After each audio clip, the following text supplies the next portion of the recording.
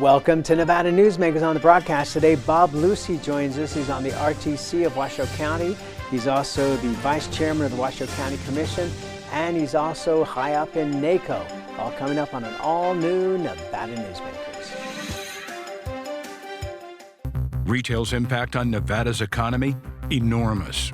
8,600 businesses, large and small, employing 145,000 workers.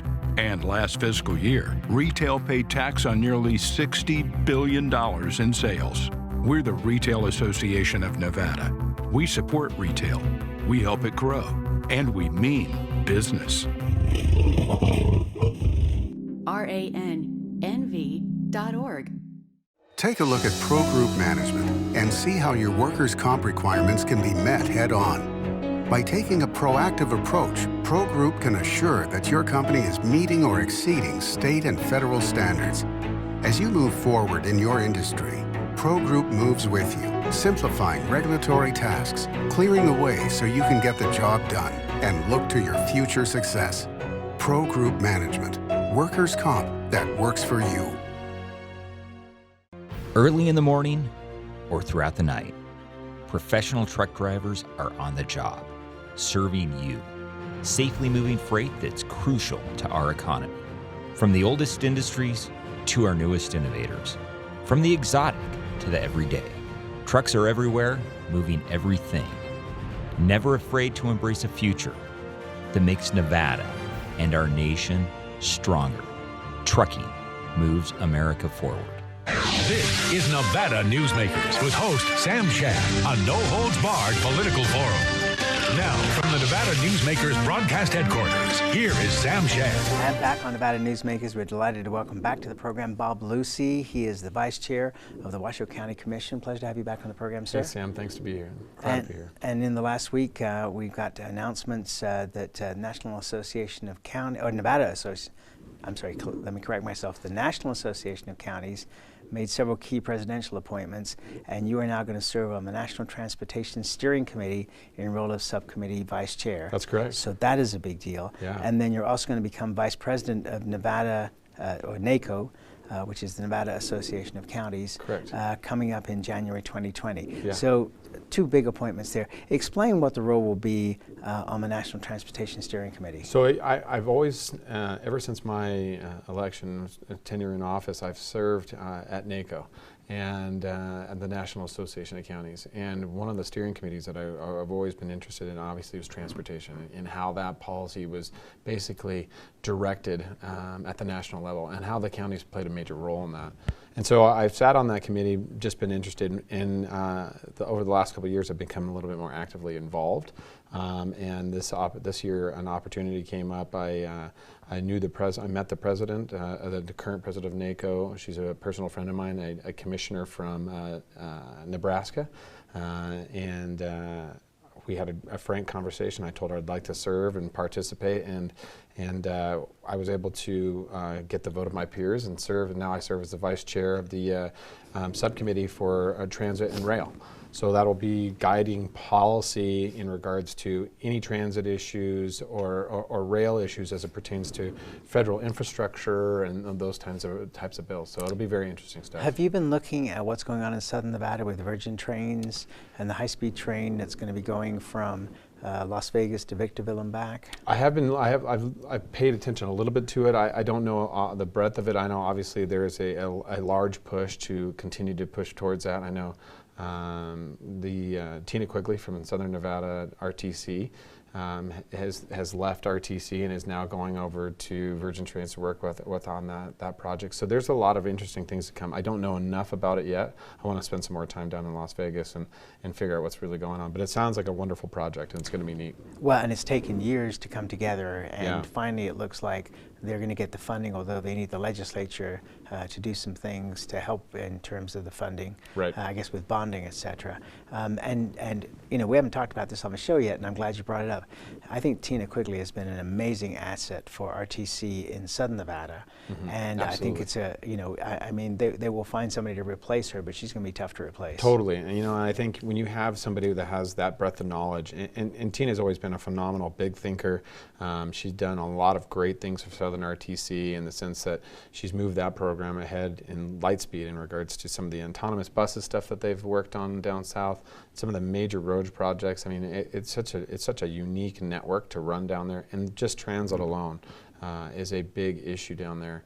Making sure that those buses are running and you know, negotiating those contracts, big deal. So she is going to be a very difficult asset to replace because she is very, very smart and very, very sought after. So. And very well connected, which is going to be Absolutely. very beneficial to Virgin Trains and Yeah. Richard Branson's move. And the good news too, I think, about that particular project is that the company that is putting all this together has been very successful in Florida in putting in rail lines there. Right. And so it's not a company that's just pie in the sky or a bunch of guys hoping to make this work. No. It's a company that is actively building trains and putting them into play. No, and we're seeing successfully. Yeah, and I think that's going to be the pivotal point about this, is that you're not just having somebody who's just fly by night. This is really, they've put a lot of time and energy and spent the time really working on this. And I think like you said, if they can get the bonding structure changed at the legislature, can get some of them, I think that's really the only hurdles, because these people are true innovators and they truly know how to bring that stuff to fruition. And so I'm excited to see what those projects lay ahead. We have some amazing things going on in Nevada, both north and south, and I'm excited to see both of those succeed. One of the things that has come up also in the last week or so is a discussion about the Boring Company, Elon Musk's company, Right. that is building tunnels under the Las Vegas Convention Center to be able to transport people there. Right. And the possibility that they might make the extension, you know, from Mandalay Bay or somewhere to the airport. And a discussion between them and the monorail company. Right. And the head of the monorail company made the point that this is not a competition necessarily, that Las Vegas is going to need every mode of transportation as their casino industry and entertainment industry grows. And I was just wondering how that pertains to Northern Nevada in terms of, you know, how many different pieces do we have to have for transportation in Northern Nevada, in your view? And so I think we're looking at a number of different things as we grow here in Northern Nevada, and obviously we're closely observing what's happening in Southern Nevada. The Boring Company and some of the innovative projects, I mean, with the expansion of the convention center in Las Vegas with the LVCVA, you know, they're absolutely, as you pointed out, they're going to be able to need to move people as safely as possible, but in every way possible, because the roads are jam-packed. You can't travel down Las Vegas, down the Strip anymore very easily. You've got to be able to move people quickly. And as you see that convention space, Las Vegas being one of the largest convention spaces in the entire world, when you have major conventions come, you need to be able to move people adequately and safely throughout. And so as it pertains to Northern Nevada, as we look at it, you know, obviously Elon has a large investment here in Northern Nevada with the Gigafactory, and we talk continuously how challenging it is to move people down through the East Truckee River Canyon safely, because the majority of those individuals that work and are doing the construction out at the Tri-Center they live here in Sparks and Reno. And so to get them safely out there and get the workforce out there, we're going to have to look at different ways, because, you know, expanding or widening I-80 is going to be a challenge. Geographically, you can't go into the bedrock to the north, and you can't go into the river to the south. So you've got to find a way to you can't really do that, so we're going to have to find some alternative routes. And one topic I've heard is him talking about boring from Tri-Center. Now this is pretty elaborate, but boring from Tri-Center all the way to some sort of place in Sparks.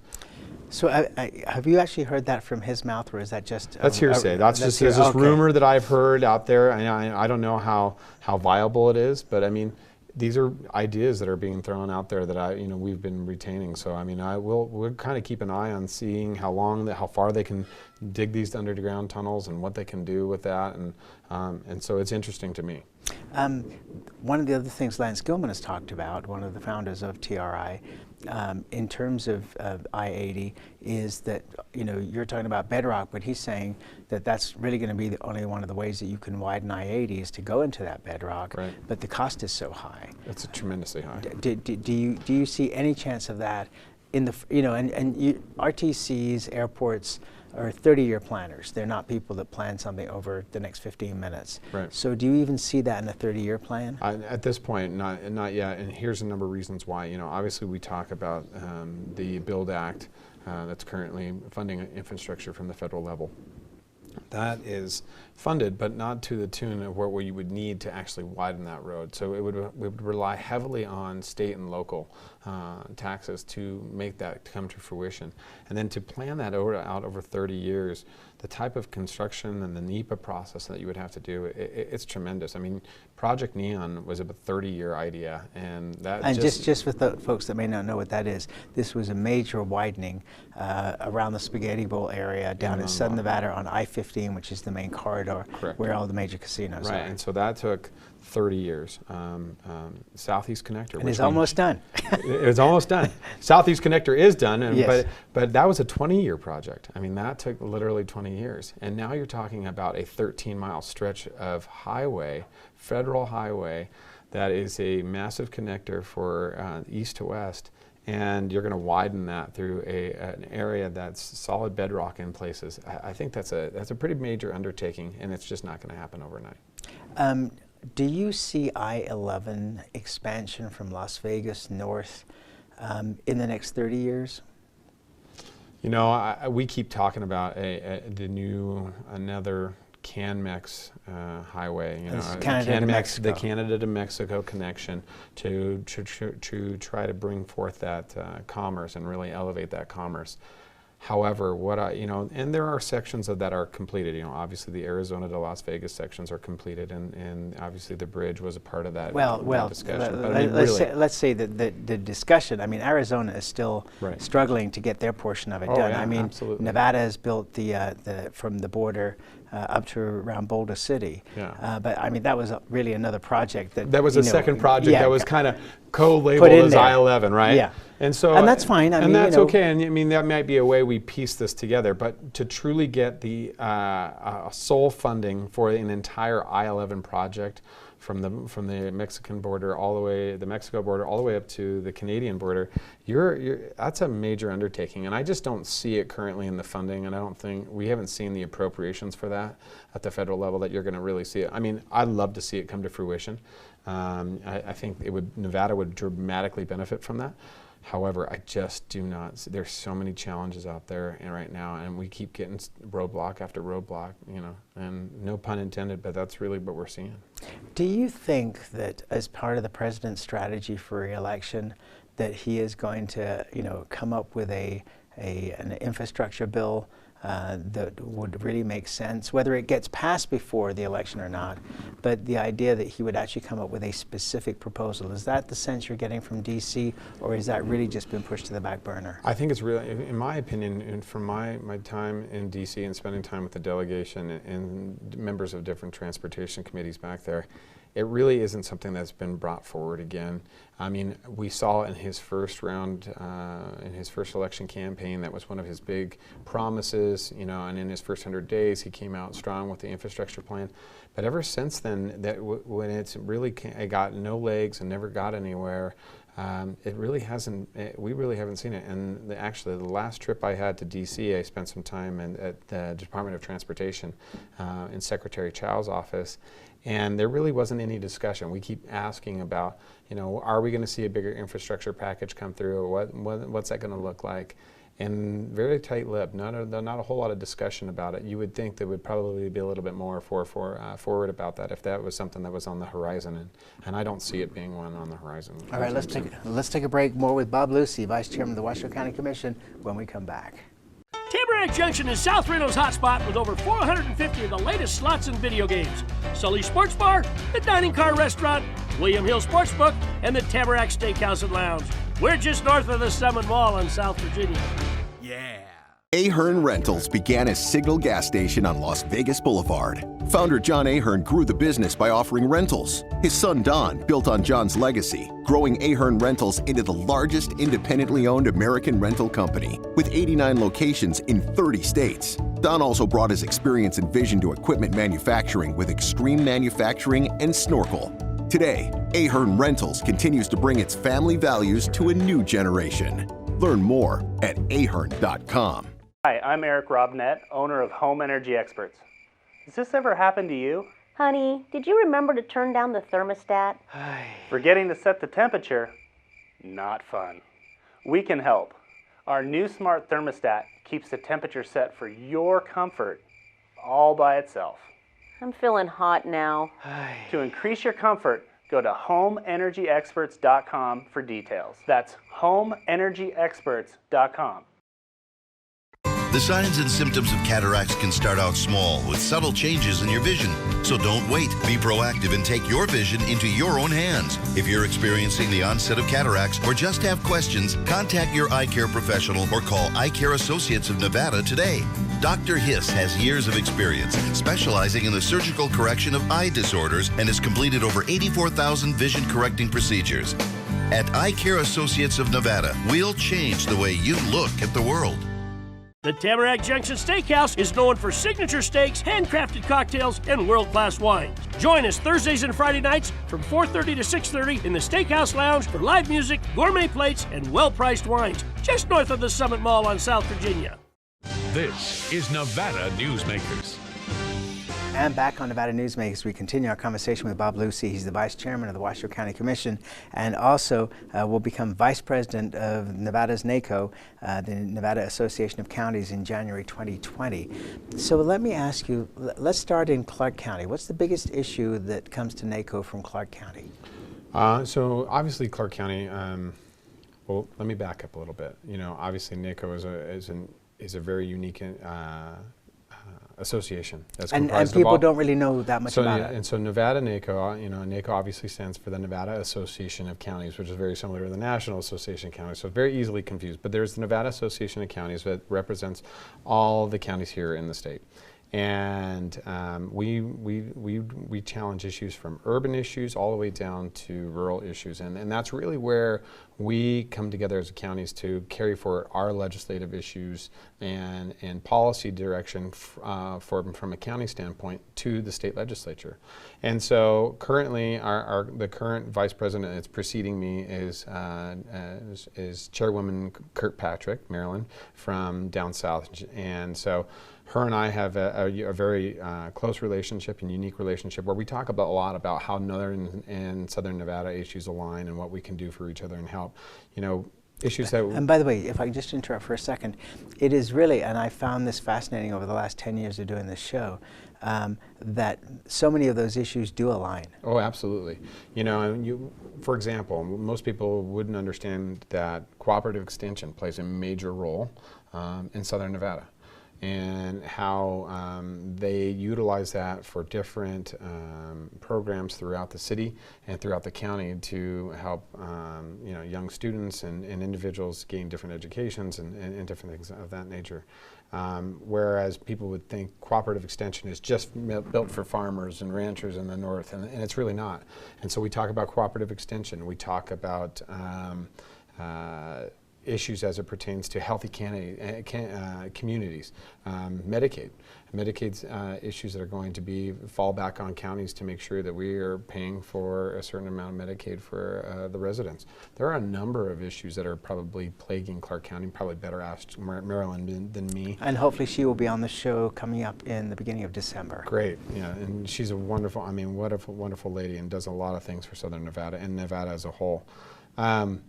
And one of the things about her that I think a lot of Republicans like is that she is a business person. Totally. And so even as a Democrat, she looks at business from a totally different perspective than somebody who's way over on the far left. And here's what I say, you know, as it pertains to Republican versus Democrat, I say, you know, really, I think Maryland is the true breath that, you know, you can probably have a party affiliation, but first and foremost, she's a Nevadan. And she acts as a Nevadan, and she runs her policy as a Nevadan. So it never really comes from a place of a political drive, and neither do I. I don't see myself one way or the other. I see when the issues come to me, I take it as I'm a Nevadan, and you know, we have a pioneer spirit here, and we want to make sure that what we're doing is right for our community, and that we can continue to grow, but continue to provide for those that are here. And I think that's really one of my initiatives.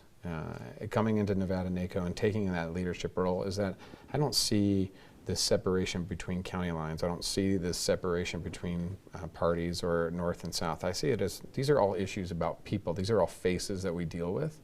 And I want to make sure that those individuals have the best representation as possible, and I want to be that person for them. And I think that's what Marilyn and I have done, you know, with NACO, and we continue to do. Okay, so as you look at Nevada right now and ongoing, boy, as far as the eye can see, that, you know, we're in boom times, but there are still areas of the state that are not. Oh, and central Nevada, you know, I'm thinking about the counties around Yucca Mountain, still could use economic development. And they look at the potential to use that site, whatever it's for, as economic development. Is there any kind of battle or discussion between NACO representatives in terms of, you know, we'd like to go forward with this process, we know you're not in favor of it, but, you know, how do we go forward? You know, the conversation as it pertains to the Nevada test site and how that is going to be utilized in the future, you know, that's still undetermined. But I think what the counties are talking about is that if it ever becomes a reality, if it ever comes to fruition, that there should be some economic value that comes from that, whether that's in some sort of way as payment, you know, some kind of a payment from the federal government, if there is something, or economic development, some space that is allowed for them, or public lands that have been turned over that'll be released. Or a rail line from Caliente. Yes, there you go. Or a rail line, you know, and working with Union Pacific to do some trans-commerce. Because, look, I mean, you talk about, let's take Tonopah, for example. Tonopah is in Nye County, the largest county in the state, and but it has one of the smallest populace. And in Tonopah, they have challenges with just getting medical services there. Right, they lost the hospital. They lost the hospital, so they have to rely heavily on telemedicine. So with telemedicine, you got to make sure that there's connectivity, and the connectivity is, do they have broadband? Do they have these types of things? Issues that I was talking to people from Eureka County and that, they're still having water issues. Many of their ranchers their wells are drying up. Even though we've had very, very wet years here in the western part of the state, the eastern part of the state, it got the water, but it didn't charge the aquifers, and they don't have this storage. So you have these rounds of issues, wild horse and burro issues across the same public lands. I'm going to hold you for just a second. We have to take one more break, and then we'll be right back. No problem. Dimitri Prine here for Design Outdoor. At Design Outdoor, we specialize in all hardscapes, pavers, and walls you'll need for everything, from wonderful small yards to full-blown outdoor living. And we only refer the best contractors to make your vision a reality. Our store and backyard are located at 11600 South Virginia, just north of DeMonte Ranch Parkway. Visit designoutdoor.com or call us at 851-9499. I'm men's rights attorney Marilyn York, and because I represent men in all family law matters, women often call me gender traitor, woman hater, and even disgusting. So why represent men and target myself with these offensive monikers? It's simple. Children with fathers in their lives are 6 times less likely to drop out of school, 15 times less likely to go to prison, and 5 times less likely to commit suicide. So ladies, you can hate me, but please love your children more than you hate their fathers. Hi, I'm Dave Newman. Remember me? I used to be the house detective, and now I'm a realtor, full-time at RE/MAX Realty Affiliates. A lot of people ask me, how's the market? You know what? It's fantastic. If you're even kicking around the idea of buying or selling, give me a call. Let's talk about it. Call me at RE/MAX Realty Affiliates and just ask for the guy who used to be the house detective, Dave Newman. The signs and symptoms of cataracts can start out small with subtle changes in your vision. So don't wait. Be proactive and take your vision into your own hands. If you're experiencing the onset of cataracts or just have questions, contact your eye care professional or call Eye Care Associates of Nevada today. Dr. Hiss has years of experience specializing in the surgical correction of eye disorders and has completed over 84,000 vision correcting procedures. At Eye Care Associates of Nevada, we'll change the way you look at the world. This is Nevada Newsmakers. And back on Nevada Newsmakers, we continue our conversation with Bob Lucey. He's the Vice Chairman of the Washoe County Commission. We've only got a minute left here. In another of your roles on the RSCVA, with the loss of a couple of conventions, have we seen the expansion of the convention center stall at this point in time, or are you still potentially optimistic that we could move forward with that? Well, I'm hopeful. I'm hopeful that we can continue to grow, but I think at this time we're kind of put that on the back burner, and we'll see what happens in the legislature, because it is an issue we need to deal with. But we talk about. So why the legislature? Because of the funding? Well, the funding issue. Obviously, we've got to be allowed to go out and change, or at least be able to go place a fee with the casinos to in charge to get that funding to bond the project. So we'd have to do that, and there are some steps we'd have to clear, and obviously we'd have to go lockstep with the NRA, Nevada Resort Association, and until we can do that, I think but what's really, what people don't really understand is that we may have lost a bunch of large citywides that are Interbike and maybe Safari Club, but remember, we lost Interbike not because we did anything. They closed up. We lost only one of 3 shows, so we got 2/3 of Safari Club. And realistically, people don't understand it, but the next citywide, people ask me, is coming next month. There is a citywide coming next month that is going to fill up a majority of our properties, that's going to occupy a good majority of our convention center, but people don't realize it because they're not broadcast news. It's not out there like Interbike is. Well, perhaps we should have more discussions. We should. Come back soon. Thank you, And Sam. we'll be right back. A bird's eye captures its surroundings at different heights. At Brian Culpa Photography, we can make your imagination soar over buildings, parks, cityscapes, and beyond. Brian's images tell the story and get the job done. If you need a new perspective to tell your story, contact Brian today. Brian Culpa Photography. Experience the bird's eye view at brianculpaphotography.com. Hi, my name's Marilyn Miner, and I'm sure you'd agree that Nevada's a very special place to live. I was born here, and my husband and I have raised our family here. I feel it's a privilege to live and work in the Truckee Meadows. I especially enjoy helping my clients reach their real estate goals. Sometimes the smallest details provide the greatest satisfaction. I'd be complimented to talk to you about your next move. Call Marilyn Miner at Dixon Realty, 742-1280, or log on to marilynminer.com. St. Ives Florist, for every holiday and every special occasion. For romance. Custom home design. We have the largest selection of fresh flowers in northern Nevada. And we also offer a large selection of unique gift items. Come see me, Lori Ann, at St. Ives Florist, 700 South Wells Avenue, or call me at 333-9190. Pro Group Management is the place where companies can find workers' comp solutions that are designed to meet their specific business requirements. As regulations evolve, Pro Group takes a proactive approach to clear the path to make sure your business stays ahead of the curve. Knowing your workers' comp program is optimized, you can focus on other important matters related to your growing business. Pro Group Management, workers' comp that works for you.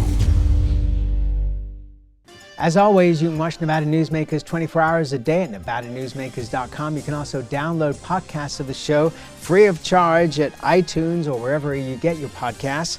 Also, you can subscribe to our YouTube channel. Everywhere is Nevada Newsmakers. We'll see you on the next broadcast.